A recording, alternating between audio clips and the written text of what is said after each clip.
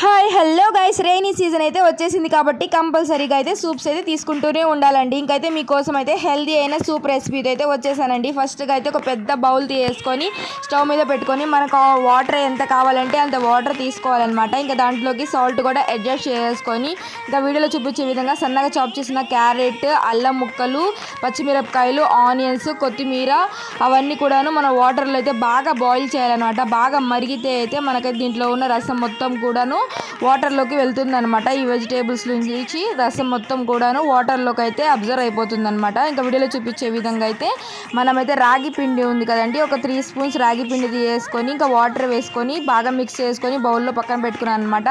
బాగా ఉడికి బాగా ఎసరు వచ్చినట్టు ఉన్నప్పుడు మనమైతే ఈ రాగి పిండిని వేసేసుకొని బాగా మిక్స్ చేసుకొని ఒక 15 మినిట్స్ కుక్ చేసుకుంటే మనకైతే రాగి సూప్ అయితే రెడీ అయిపోయింది కదా. టేస్ట్ అయితే చాలా అంటే చాలా బాగుంటుంది, చాలా హెల్దీ కూడాను. మీరు కూడా ఒకసారి ట్రై చేయండి, మీకు కూడా నచ్చేస్తుంది. వీడియో నచ్చినట్లయితే లైక్ అండ్ సబ్స్క్రైబ్.